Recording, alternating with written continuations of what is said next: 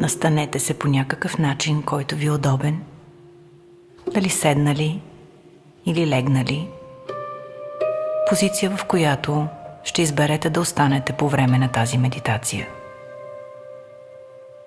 Ползвайте слушалки, ако ви е по-удобно.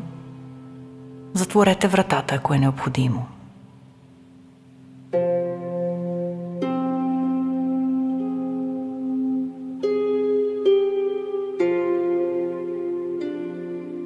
Днешната медитация ще ни заведе на една разходка в гора.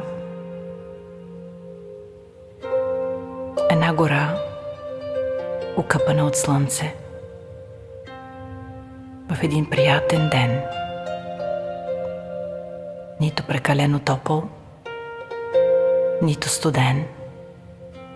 С точно вярната температура, която ще ни помогне да се отпуснем.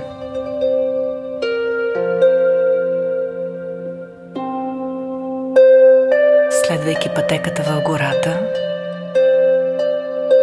следваме маркировката по дърветата, по камъните и се насочваме към една хижа, скатана някъде навътре в гората. Една малка хижа от старо дърво.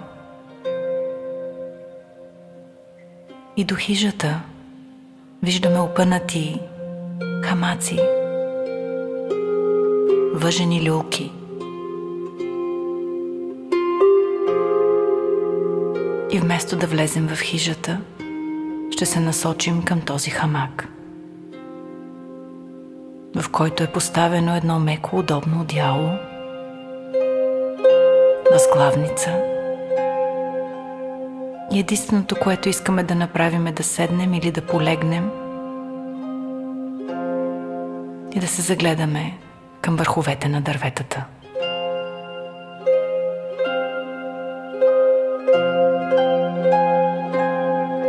Лягайки в този хамак, веднага усещаме това приятно люлеещо се, успокояващо се движение.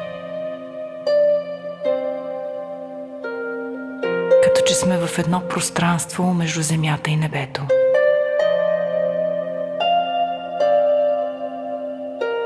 Люлеенето е много плавно, почти галещо.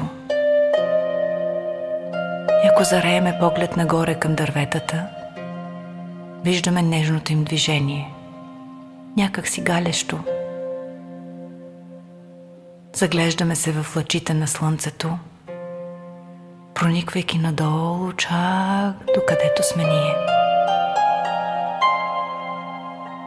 И при всяко залюляване има един специален лъч, който идва към лицето ни, като че играе на зайче с нас.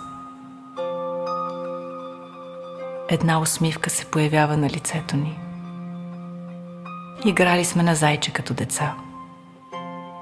И ето сега слънцето си играе с нас. Лежейки в хамака, се усещаме прегърнати, закрилени, спокойни. И започваме да насочваме вниманието си към дишането и издишането си. Дали дишаме по един неутрален начин, в който вдишане и издишане са с еднаква дължина? Или може би вдишането е по-дълго? Или не, издишането е по-дълго? Спираме се за момент да уравновесим дължината на вдишане, издишане, да създадем този баланс, който ни е необходим за днес.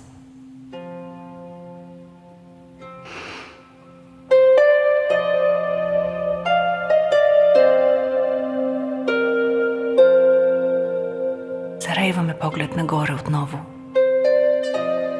И като че този път върховете на дърветата се движат в същия ритъм, като вдигането и спадането на гърдите ни. Да, точно така е. Сляли сме се в едно с природата. Оставяме всичките мисли, тревоги, страхове зад гърба си. Оставяме ги някъде извън гората, да не ни пречат, да се отпуснем. Отново насочваме вниманието си към дишането. В баланс ли сме? Как се усещаме? Какво е важно в момента за нас? С усмивка установяваме, че единственото, което е важно, е да сме спокойни, щастливи, безгрижни. И лежейки в хамака, даваме възможност на това усещане на безгрижие, лекота да започне да се увива около нас като една спирала, дали от светлина,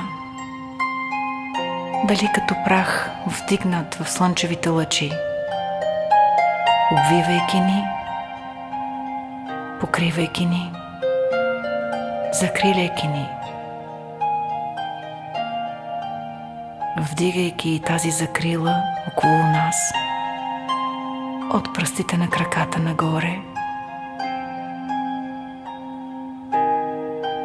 Създаваме един пашкул на спокойствие около себе си.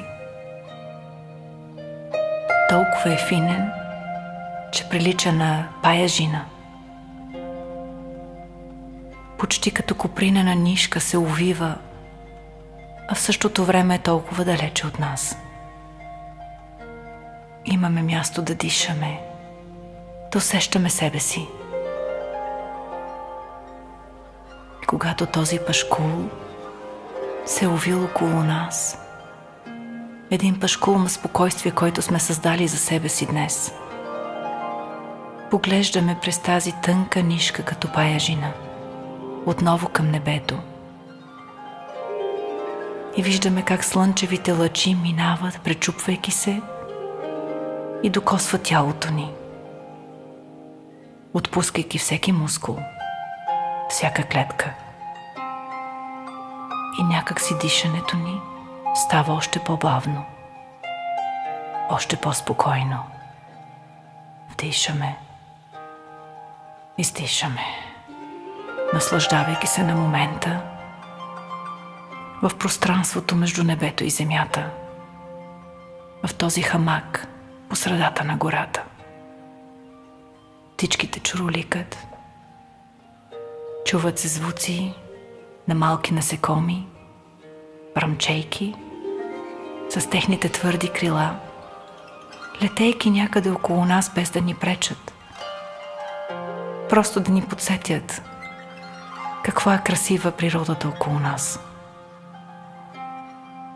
Гледаме пак към небето, към слънчевите лъчи, които се промъкват, да ни погалят за сетен път.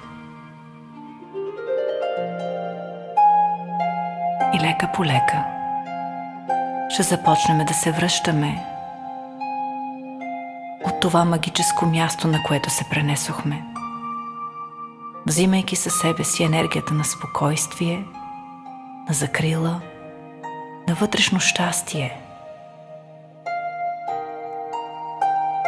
Бавно, спокойно започваме да се връщаме към стаята или помещението, в което сме. Лека по лека дори дишането ни става малко по-бързо, събудено. Раменете спокойни, отпуснати. Раздвижваме пръстите, протягаме ръцете.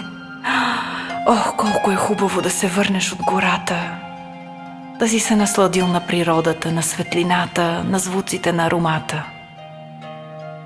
И когато сме напълно готови да продължиме с каквото сме си запланували, отваряме плавно очи, оглеждаме се, като че мястото е по-светло, по-спокойно, а ние се чувстваме като подновени, заредени.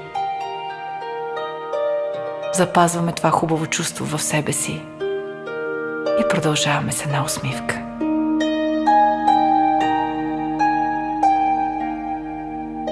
Благодаря благодарим, че ни слушахте. До нови срещи!